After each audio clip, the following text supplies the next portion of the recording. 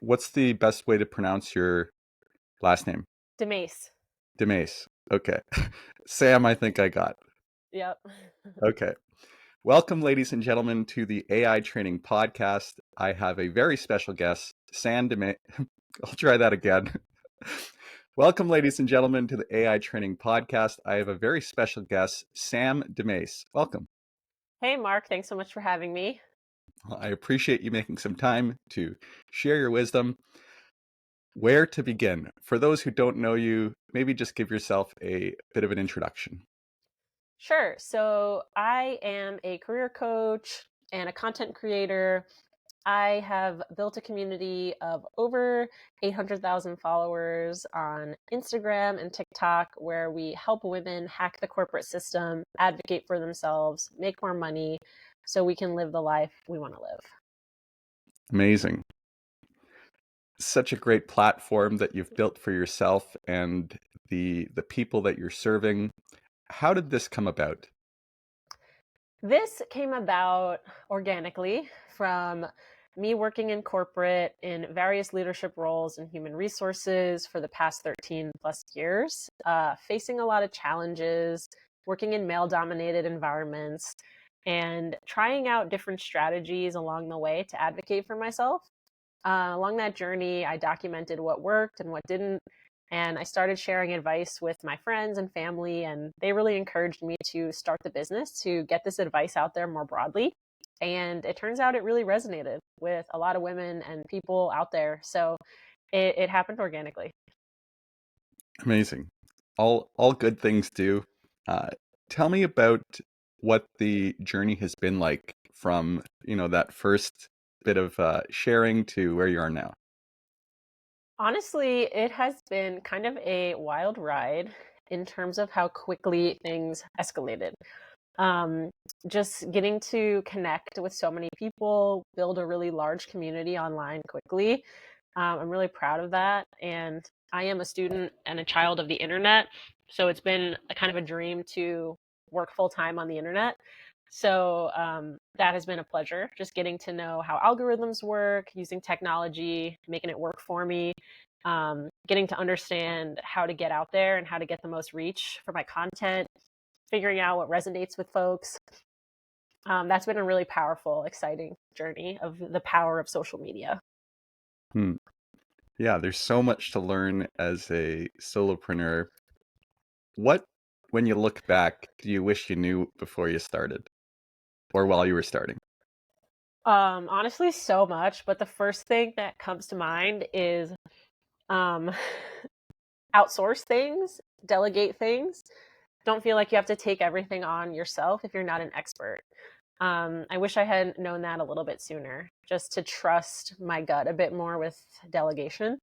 I'm learning it now. I'm learning it now to delegate intentionally and to partner with people who are experts in what they do and work together to do things that I've never been able to do well.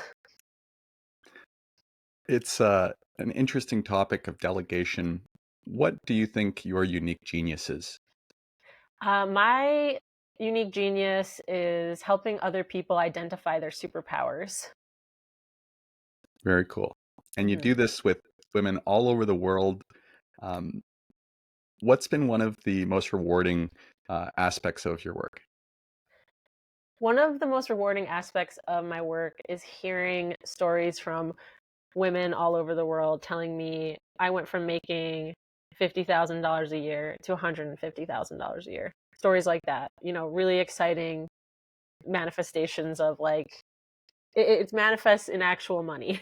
Seeing that change happen is really powerful because us making more money is moving the needle and is helping more women live the life they want to live. And it's helping to close the gender pay gap in some small way.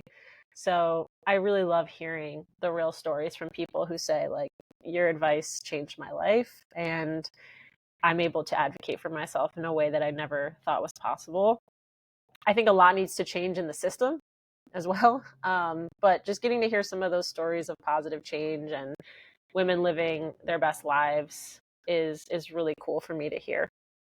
That's so cool.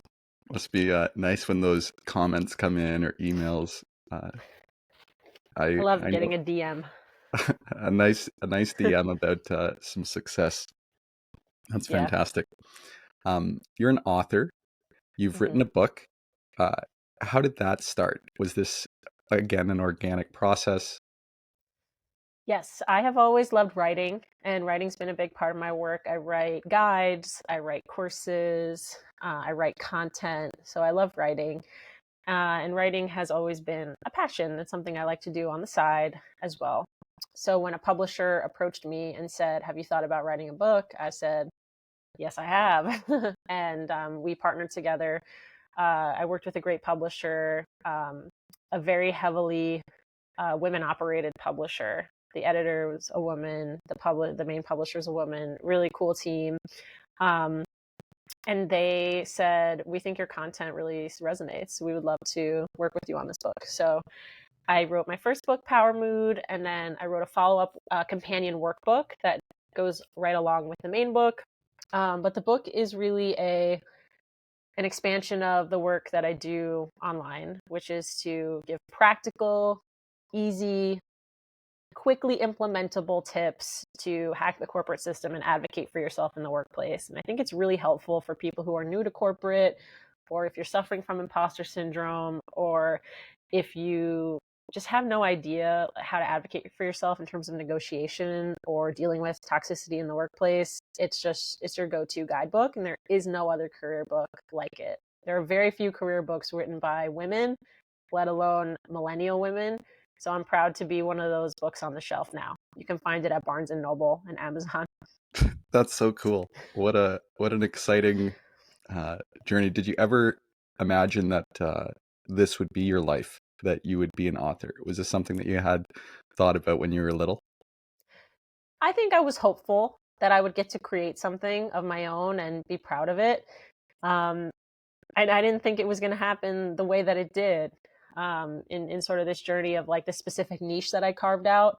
I definitely couldn't have Mhm. predicted that, but I'm really proud of this mark that I'm leaving, and I'm continuing to work on and continuing to hone and continuing to make an impact in this type of a way. I still have more to learn, more to do, but I do feel very proud. Love it. Sam, what are you grateful for? Wow. I'm grateful for so much. I try to practice gratitude daily. I'm really grateful for my friends, my family, the dogs in my life, my community, um, the LGBTQ plus community. I'm gay, so I'm super grateful for that community around me. I'm grateful for food. I'm grateful for friendships. It's so important. What do you do around a daily practice? Is there something that you found works for you when you're in that flow? Yeah, I really like journaling. Journaling is a recent practice that I've picked up, and I really enjoy journaling and expressing my gratitude that way. I also express frustration that way. Yeah, I would say journaling is like a once or twice a week habit for me these days. Nice. Very, very effective and important. Let's switch gears a little. This is the AI training podcast. I'm curious how AI has been playing a role in your life, in your business. What are you using it for? Totally. AI definitely plays a role in the business and in life. In the business, it comes up a lot in the context of resumes and how, when you apply for a job, the applicant tracking system uses AI to scan your resume for keywords. So it sort of gatekeeps whether you get to go to the next step of the process or not. If your resume gets to be seen by an actual human person, is determined by if it passes through the AI, the applicant tracking system. So I get tons of DMs, questions about this on a daily basis. Like, what can I do to make my resume more ATS friendly? How can I optimize my resume for AI? And then on the flip side, how can I use AI to enhance my resume or to make my resume something that's going to be attractive to recruiters and to pass through the ATS? So, yeah, it's been coming up for a while. This has been like a years long dialogue that is now very present because of ChatGPT coming up, Gemini, these different AI resources that are like right at our fingertips of our keyboard. Um, So it's something that I've been getting to know to use. And I think it can be really exciting to use to help us simplify our work. But I think it's also very intimidating and is obviously lacking in like a human element that, um, nothing will ever replace the human element of writing. So I feel conflicted, but I feel that it's something we need to get to know and we need to have it on our side in order to progress. So I feel conflicted, but I feel overall positive. I think that's a shared sentiment. There's a lot of people that they love the power of it, but they miss some of the traditional aspects of, what it meant to sit down and write something. Um, Mhm. you're a writer. Uh, how much do you enjoy the process of editing? I don't enjoy editing. You don't. I enjoy writing. I think there's people who enjoy writing and there's people who enjoy editing. I enjoy writing. Editing is really difficult. So I'm really lucky to have worked with a really good editor when I wrote my books. Editing and writing are two separate skill sets. So I think AI could definitely come in handy for someone like me who likes writing and hates editing. Use AI to edit and refine. Um, I use Grammarly. Do you know Grammarly? Yeah, my mom loves Grammarly. That's awesome. Your mom sounds like a cool lady.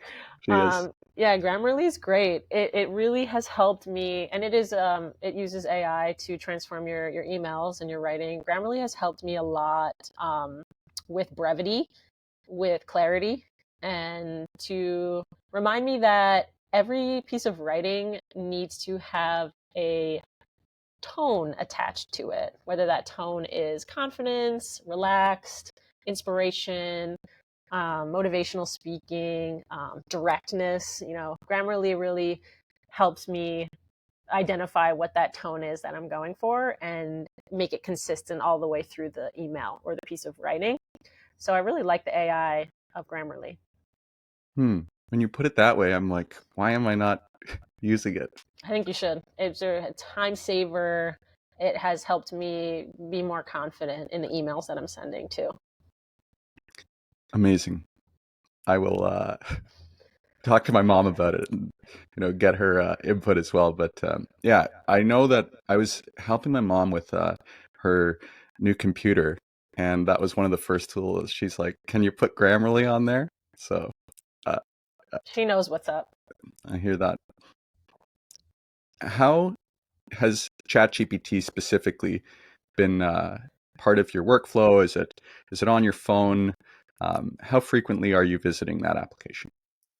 This is a very timely question because I'm just starting to embrace it for my work as a content creator, in the sense that just yesterday I asked it a question on my phone and I said, "Hey, what are the top 10 career questions that folks are Googling right now?"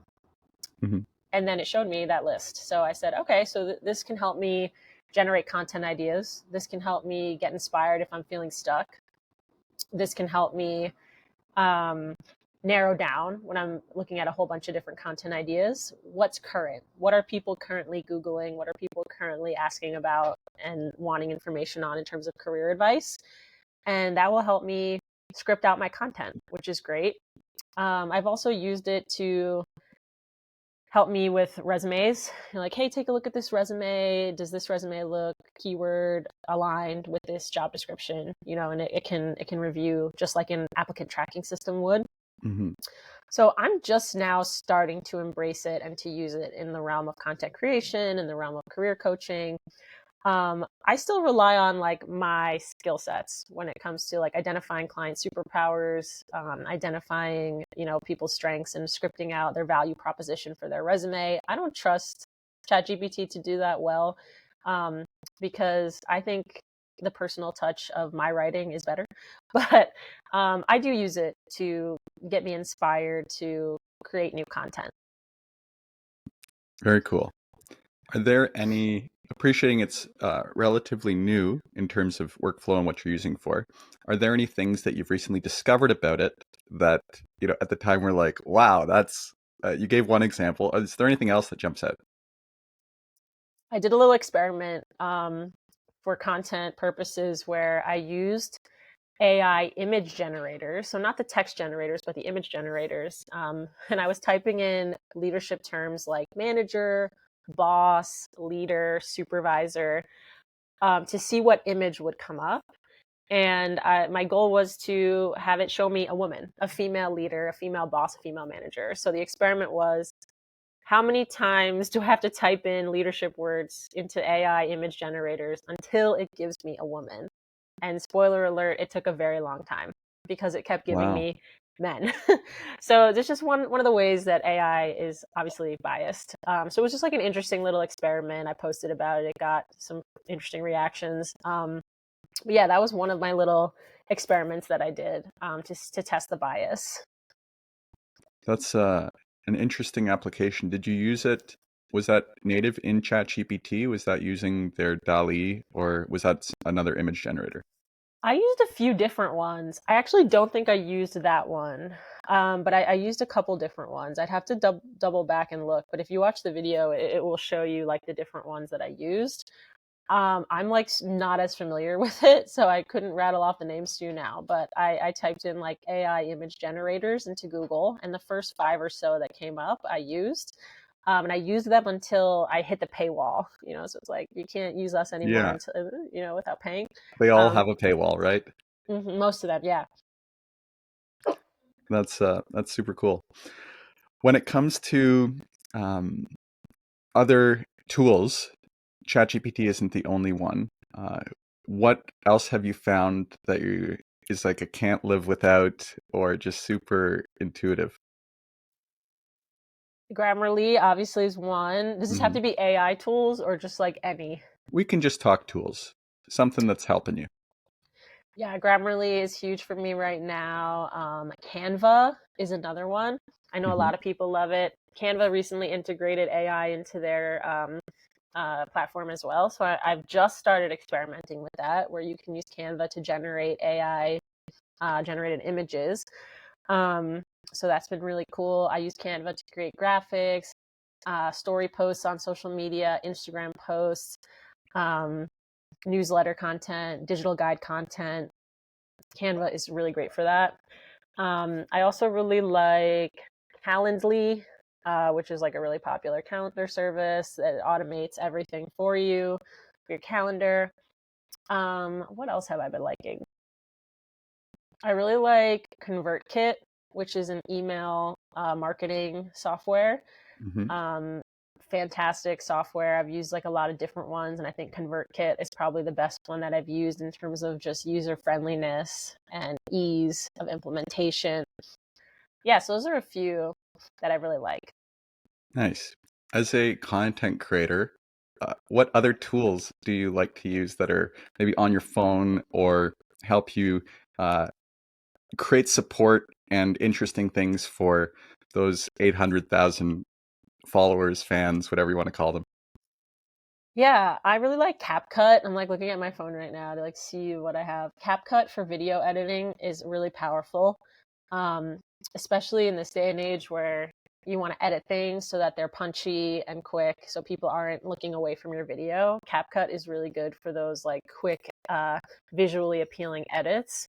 So I really like CapCut. I like to add captions to all my content as well for accessibility, so that is built in. Um, I also really like ManyChat, which is an app for interacting with your followers via DM. And it helps you DM people automatically, answer questions, sell products, get people added to your email list. So I use ManyChat, the app for that. I also love Spotify for my work. I do a lot of like paired playlists with content and with my book as well. In my book Power Mood, every chapter has a corresponding song I saw that. to listen to. Yeah, so Spotify helps me power that in the background with my playlist. So Spotify is very important to me. I also use Reddit on a daily basis to research things and get inspired and just like be a nerd and be part of different communities. That's super cool. I love talking to people about tools because when you hear the same ones come up a few times, that's when it's like, okay, stop everything, make a note, investigate. Um, Mhm. I haven't used ManyChat myself, but this has got to be, at least it keeps coming up. So going to definitely investigate that. When did you start using it? What was the experience like with it? Are there any things that you wish it could do that it's not doing? Well, I started using ManyChat like very early on in the business, probably like 2021. Okay. Um, and I started using it because I wanted to be able to automatically add people to my email list rather than have to do it manually. So a cool thing that ManyChat does is you set up a keyword, and on Instagram or TikTok, you can tell folks like, hey, if you DM me this keyword, um, you can learn more information. So if you pick your keyword, somebody DMs you and they get an automated message from me that's like, awesome, so glad you want to learn more. Type in your email and we'll get you all the information you need. We'll get you a freebie. I have free resume templates, free templates for how to respond in an interview process when you're not hearing back from the recruiter. These like urgency messages that are just like preset templates, copy paste. So people love my little freebies. So I love using ManyChat to get people freebies faster. That's so cool. I've definitely experienced that myself. I've been in, um, using different tools like Instagram, and I've definitely signed up for people's newsletters in the exact same way. So it works. Totally. What inspires you? Honestly, the community around me really inspires me. Other creators inspire me. Um, TV, art, and film inspires me. Um, I look for inspiration in the everyday, whether that's like hanging out with my friends' dogs, making a cup of tea in the morning, walking around Brooklyn. I just try to take inspiration from the simple things. That's great. There's so much to appreciate if you slow down and look around. Uh, Living in New York, it must be pretty cool. What do you like most about living there? Well, I have lived here all my life, born and raised, so it's all I know, and it's hard to break away when this is all you know, when it's, this overstimulation and all these options of things to do and um, so many different things to eat and look at and experience. I love it. I think yeah, I think when this is the example that you have, other places kind of pale in comparison. So I have a feeling I'm going to be here for a very long time. Well, it's a great city, and I always enjoy visiting. I'm from Toronto myself, not too dissimilar, a much smaller microcosm of it. Um, in your experience, what okay, what's the best piece of advice or three things that your that can be applied when someone's trying to level up their career? I'd say the number one piece of advice that I have is never be the one to say no to yourself. Let somebody else tell you no, but never be the one to self reject. Whether that's, oh, I'm not going to apply for this job, I'm underqualified, apply for it. Or if it's, you know, I'm not going to ask for more money because I'm afraid they're going to pull this offer away. Let them tell you no. I ask for more money. Never self reject, because odds are that they're not going to reject you. It's going to be a conversation. It's going to be a negotiation, and you're going to get surprised. So I think just practicing the art of taking the risk as opposed to self rejecting will get you further in your career than you could have ever imagined. I love that. Don't be quick to self-reject. Hmm. You have two more for us? Sure. I would say another one is an interview is a conversation, not an interrogation. I think way too many people approach an interview as an interrogation in many ways. Like they come into the firing squad and question, answer, question, answer. You want to structure an interview as a conversation, always. Even if the interviewer isn't doing that themselves, make it a conversation as best you can. Because that is the only way you're going to know if you want to work there or not, is if you're having a genuine conversation with this person. So always go into an interview with the mindset that it is a conversation, because interviews go both ways. It's not just them interrogating you, it's you asking them questions about the work environment, the benefits, the balance. So that way you can figure out if this is even a fit for you. I think we get really wrapped up in like trying to deliver a speech or deliver some sort of like robotic answers when we really need to be having a conversation about the work, the environment, and whether or not this is a mutual fit. Love that. In your Again, work, what's your biggest challenge as you grow into you know, this entrepreneur, writing power force, influencer? What's the hardest thing about doing all of this? um, honestly, the hardest thing is like just working solo and being a business of one. Especially coming from the corporate world that I came from and working on a large team. That was definitely a transition that I'm still navigating. It's working by myself. And I do partner with folks, freelancers and designers, email marketers, people who are experts at what they do. I get to partner with them and hire them and work with them occasionally. But most of my work is completely solo. I work from home by myself. So it can be a bit isolating, lonely, and hard to, you know, bounce ideas off of someone, because all of my friends are really smart and busy and do really cool jobs and things of their own. So I don't always want to bother them. But a lot of them have been super helpful and sweet and engaging in being consultants with me in the process. But yeah, I think like the hardest thing is really just working in a vacuum and working alone, getting used to it. But I also try to I'd like to have a community of other folks around me. I think I could probably make more of an effort to join like an entrepreneurs community or something like that. I don't know if you have advice or thoughts on that, but I would say like working alone has been and continues to be a challenge. I can empathize with where you're at. I know as a solopreneur myself, I've got some friends who are also business owners, and I regularly communicate with them. But having a bit of structure around either an organization or a group with entrepreneurs that are maybe at your stage, could be different businesses, but can be very helpful. And as I'm saying this, and I'm like, yeah, Mark, you should be doing that too. So sometimes we need to talk it into existence. So this might be our nudge. Where to go from here?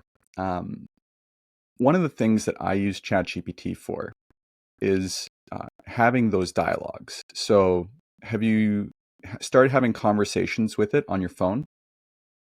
I haven't. So super easy to do. There are headphone buttons on the app. And one tip that I give everyone is move the ChatGPT icon or the app button to your most important real estate, that bottom left corner, and then start to just use it instead of Googling as like your default. This way you're going to get kind of like time on the instrument, and you're just, the more reps, you'll figure things out that will be your aha moments. So in the app, it's got to be the official ChatGPT app. It's like a white one with, probably have it. There are headphones on the bottom right. You click those, and kind of like a Siri comes up, and you can select 5 different voices, and you can now converse with ChatGPT. So when you're looking for a super smart person to bounce ideas off, um, help you with different challenges, it's kind of like having that coach in your pocket. So That's great. I'm going to try that. yeah, and most people don't realize that they can also use it for things like dealing with stress or anxiety. Um, so having that two-way dialogue can be very, very helpful. One thing I just want to add is that all of those notes, then if you're on the go and you're having that dialogue, roaming the streets of New York, when you get back to your desktop, you have everything there that you can copy paste or work with. So it can create this really nice flow of, okay, I'm going to do my walking around talking stuff that I love so much. And now I'm going to do a little bit of sit down computer work.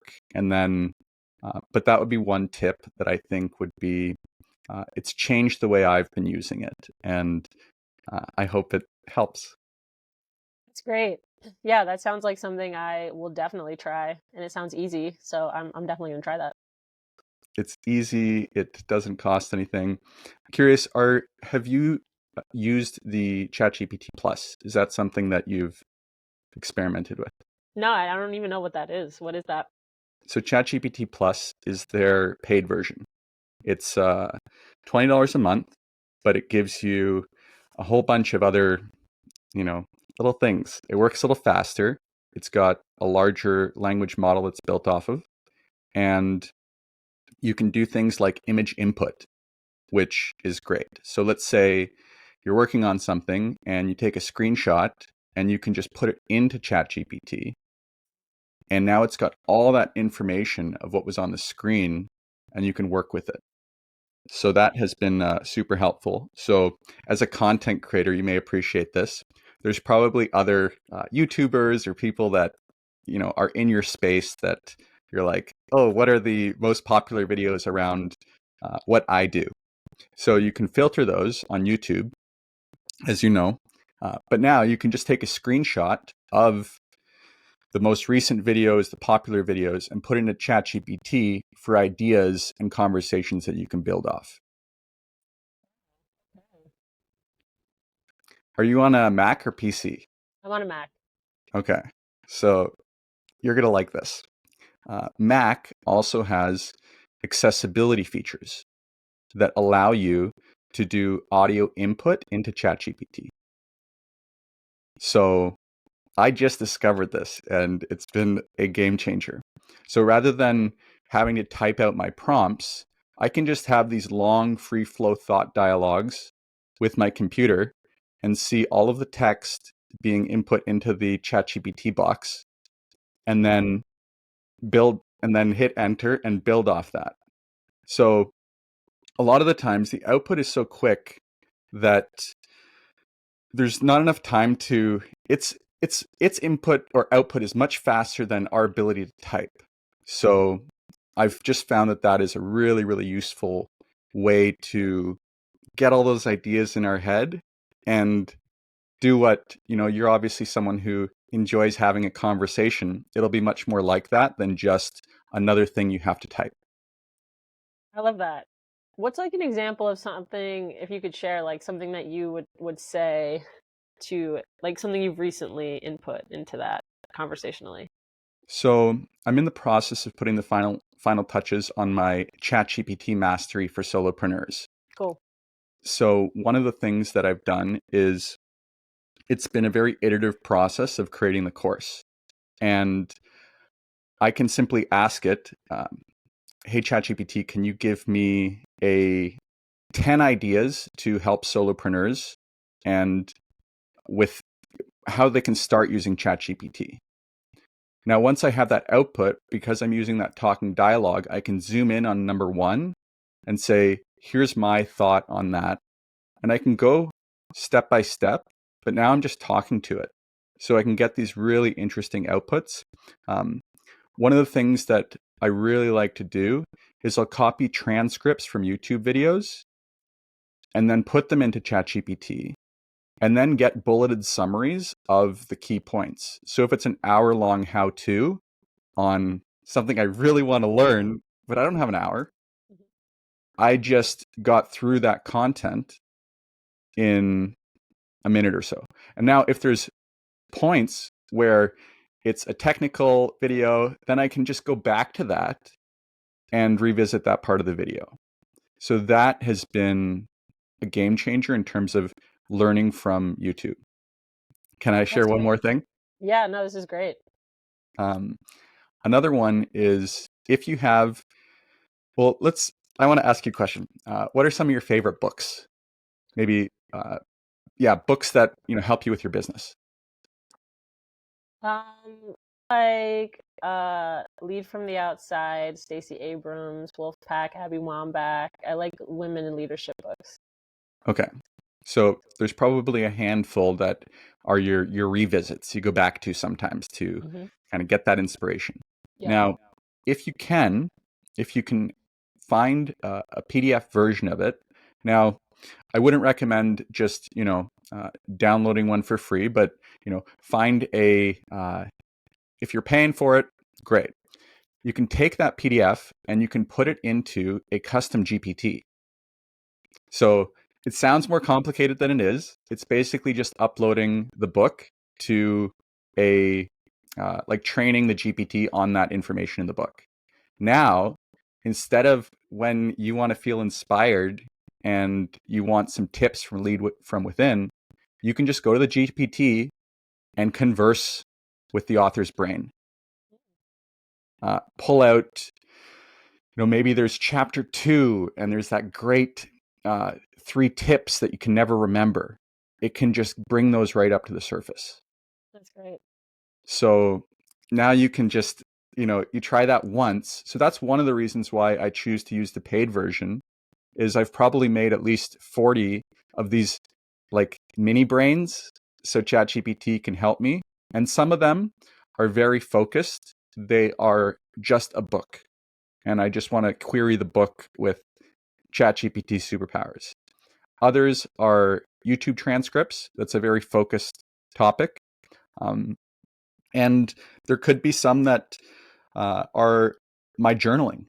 And I just want to revisit something that I was thinking about before. So lots of different applications.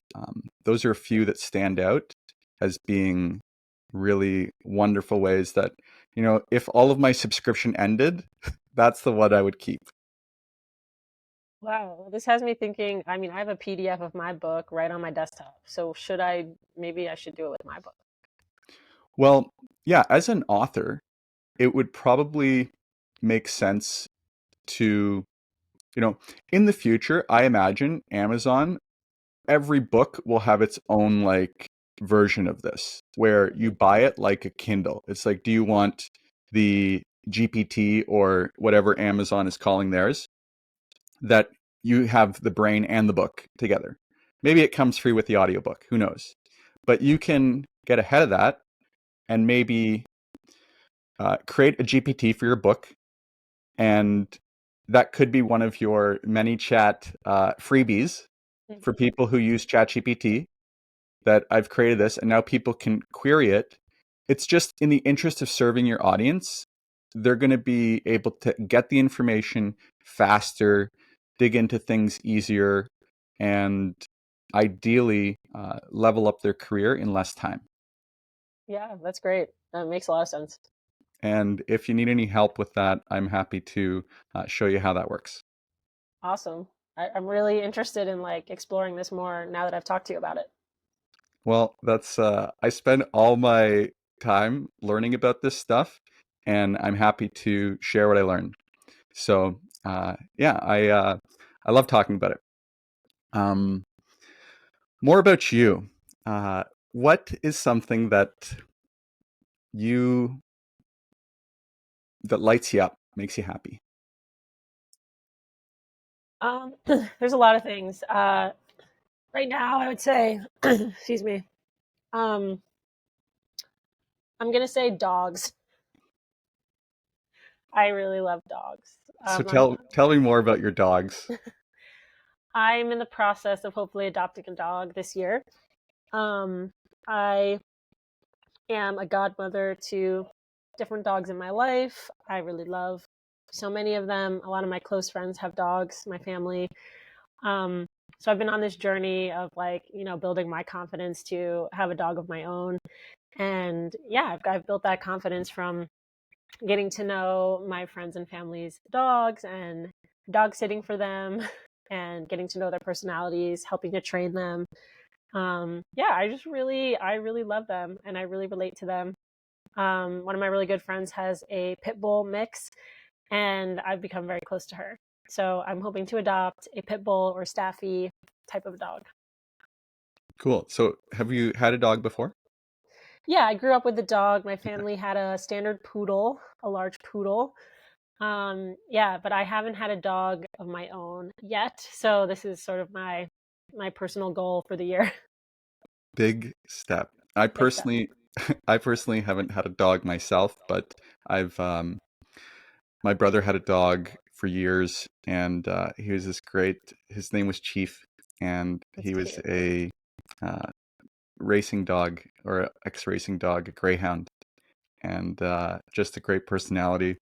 I was living in India on and off for about 8, 9 years, and I was there during lockdown in Goa, and I was living with my girlfriend at the time, and we were taking care of 9 strays.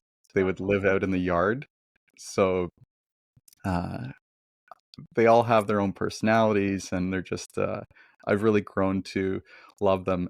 I haven't made that step to having one of my own. As I travel a fair bit, it can be quite challenging. Um, how is New York for dogs? Are there many parks? What's the?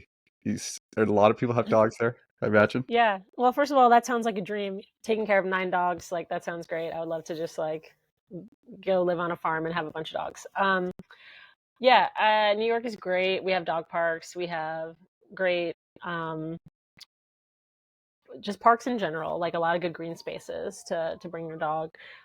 I would say obviously the subway can be a little bit challenging for dogs to navigate, but overall, I think it's just a great dog culture. Like I live in like a nice kind of neighborhood in Brooklyn where there's like families and a lot of people have dogs, and you get kind of get to know the neighborhood dogs, which is really cool. And I really appreciate that, and that's another thing that's like motivating me to get my own. Nice. I'm reminded of these images I see of like people on the subway with dogs in bags, Yeah, yeah, it's big right now. especially the big dogs that are in like IKEA bags and things like that.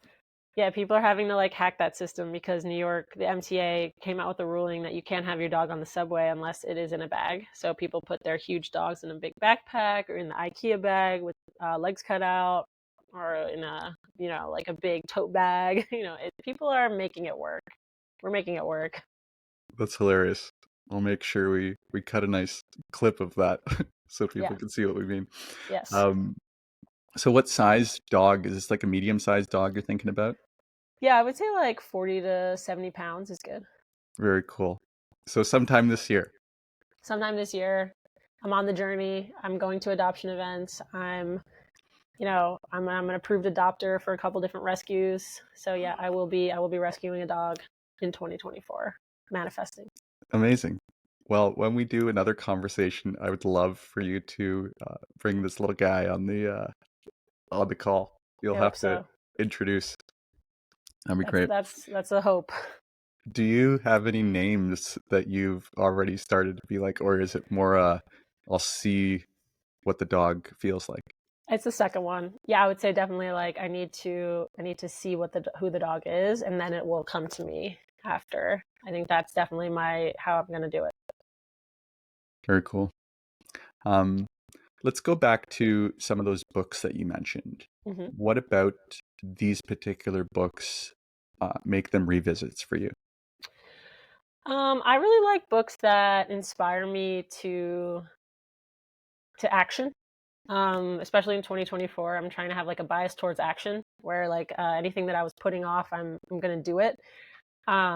Especially tasks that maybe I wasn't looking forward to, and I find that these particular books um, help me have a bias towards action as opposed to inaction. So that's what I really like about these books. They're inspiring, motivational, and it's not the same old stuff that I've heard before.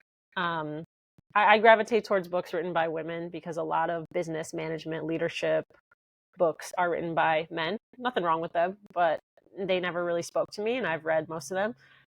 So it was one of the reasons why I wrote my book in the first place, because there was no book written by a young woman about career confidence. So yeah, reading books by Abby Wambach, reading the book by Stacey Abrams. There's a couple other ones too. Lovey Jones. There's a few. Minda Harts.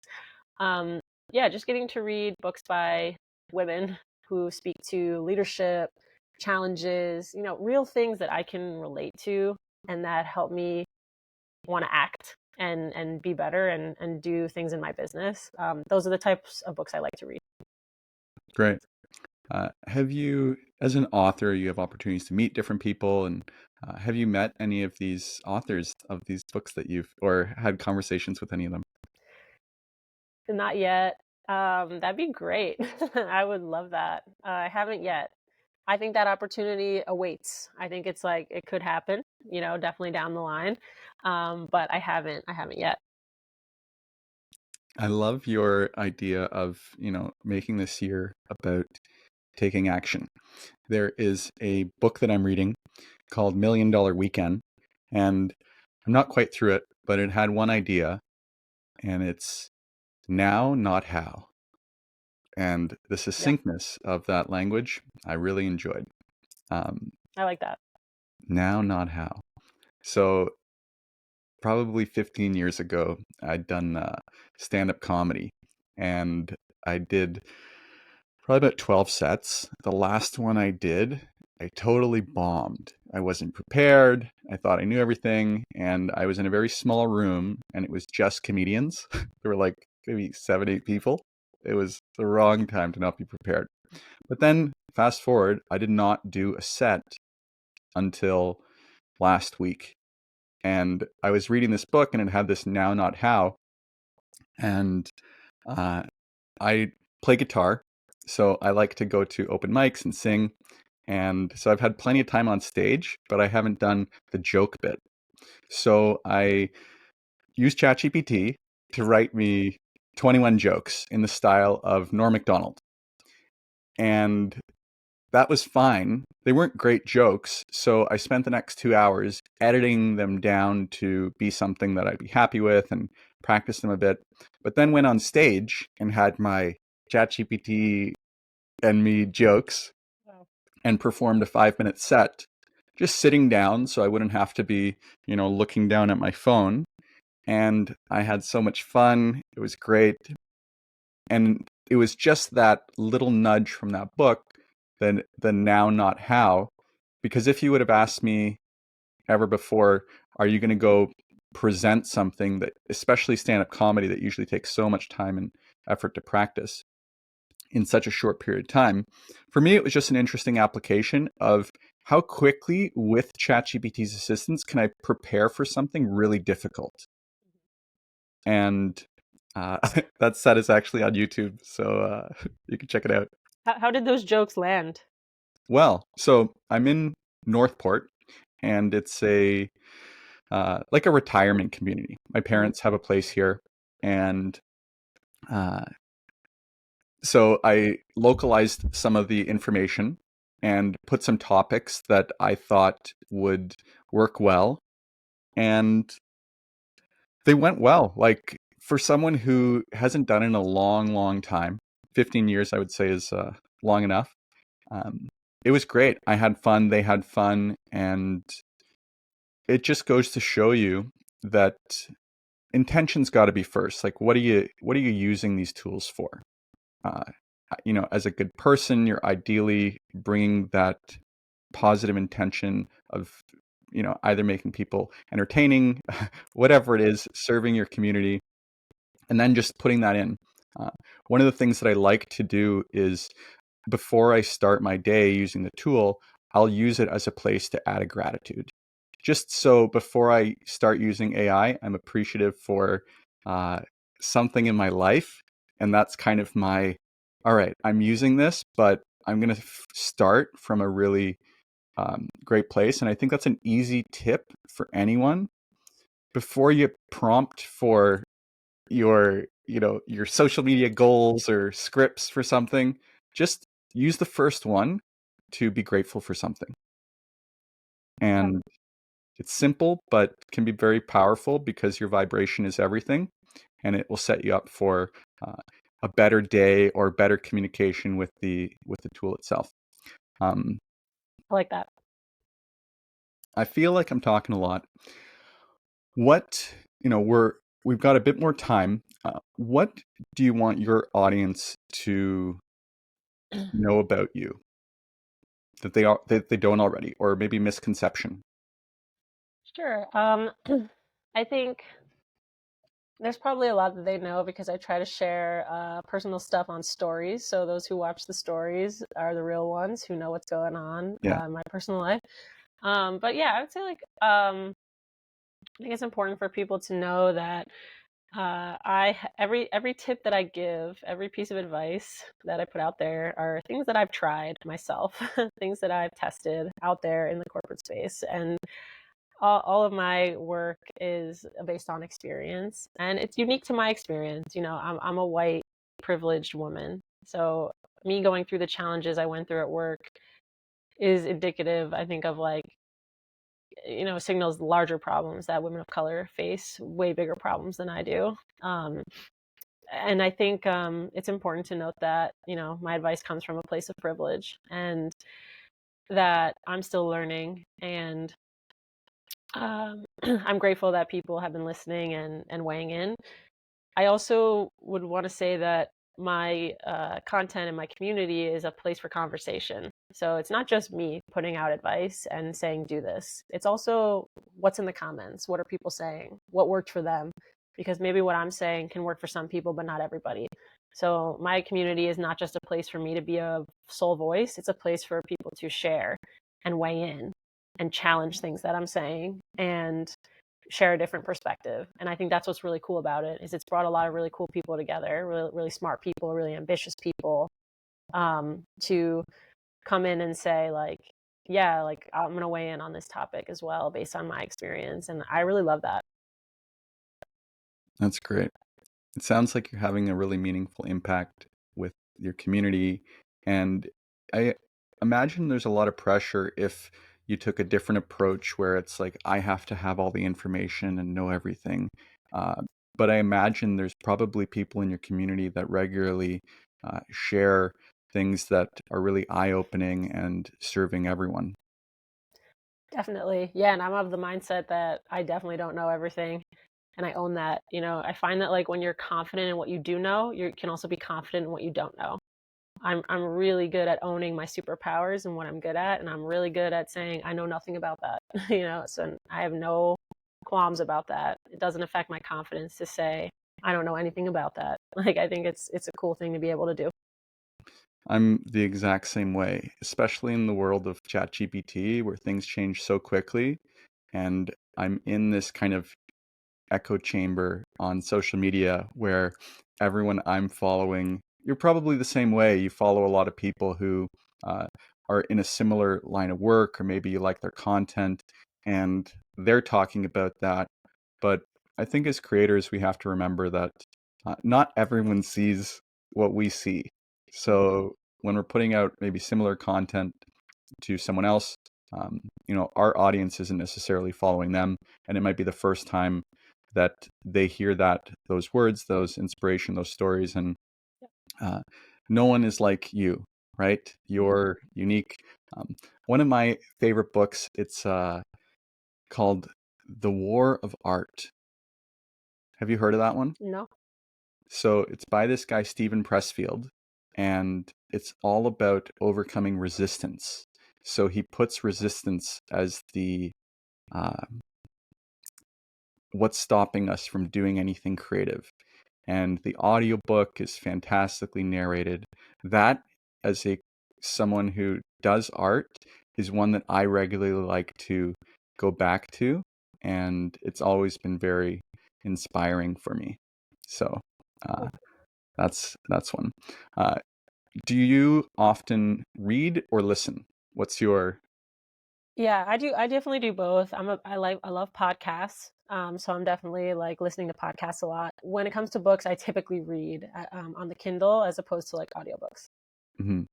uh, what are some of your favorite podcasts? Right now, I really like the Handsome podcast, which is a comedy podcast with Mae Martin, Tig Notaro, and Fortune Feimster. It's hilarious, smart. Um, I really like what's another good pod? I'm gonna just pull up my pod so I can Sure. actually answer this question. Oh, Las Culturistas with Matt Rogers and Bowen Yang. I'm a big pop culture nerd, student of pop culture, so I really love keeping up with that. Breaking Down with Ali Colbert is another really good one. The Ride podcast is another really good one. Yeah, I like a lot of different ones. That's what I'm listening to right now. Have you thought about, or maybe you've had, I'm not sure, a podcast of your own? I would consider it in the future. I think it's something I have to think about more. I haven't had an idea that's like sparked me and like, oh, I should start a podcast about this certain thing, whether it's like career stuff or interviewing people. I do like having conversations. I like talking to people. Mhm. So I think it's definitely something that I would consider, but hasn't been top of mind recently. Have you used this Riverside application before? Yes, I for other podcasts, I've been in here before. It's been really nice as far as the admin aspect on the back end. So if you are uh, doing a podcast, Riverside is great. Um, Curious about video editing. Are you doing any? You talked about CapCut. Do you also do something on your desktop or on your Mac? I haven't yet. I've only been doing it on my phone exclusively. Is there like a desktop app that you recommend for video editing? Yeah, you can see my goofy grin. Hmm. I'm so it's called Descript. Maybe you've heard of it. Descript? Descript, DE script, Cool. and it's powered by ChatGPT. So you have things like find good clips with AI.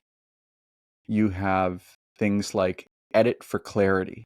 It is a text-based video editor. So the same way you would edit a Word document, you can edit video. That's cool. It's super cool. I'm I'm a huge fan, and it's what I'm using to edit my course. And it's not without its bit of a learning curve, but there's a ton of great resources, especially on YouTube. Um, you can do it in the browser. So if you do need support from a small team, they can access your video editor from anywhere and do whatever you need on those files. Um, it also comes with its own podcast platform like Riverside called Squad Jam that when you sign up for Descript, you get that free. Now, I haven't moved over yet because, once you're in a tool, you know it, and it's so difficult sometimes to move over. But as a solopreneur, this Descript editor is really, really powerful and great to get those clips and things that you're going to need, but maybe you don't always want to be doing the edits as you grow more content and your thought about podcasting. I would maybe ask your audience what they, if I did one, not doing it, but Yeah. if I did, what would you guys want to learn about, kind of thing. Yeah, that's a good idea. I find myself like taking notes like on things you're saying. I don't typically when I'm doing a podcast like I'm not like taking notes on this is great. Like all the tips that you're giving, I'm like I have a notes app going with like some of these ideas that you're sharing. Well, I'm happy that you're getting some value from it. I am very generous with the information that I learn. I feel like just like a song that I've written, if I don't share it, it doesn't exist anymore. Hmm. So, what's the use of learning all this stuff if I don't just give it away, right? Totally. So, Yeah, if you can be more productive and efficient and grow with less stress in your business, then it makes me happy. absolutely. Yeah, these are great tips. Well, this has been so much fun. We're just about at time. Thank you so much, Sam, for being here. You're inspiring. Your community appreciates everything that you do, and I'm just very grateful to have you on the show. Thanks so much for having me and thanks for all the AI tips. It's great. You're welcome. So let's pause there. I'll just hit stop so we can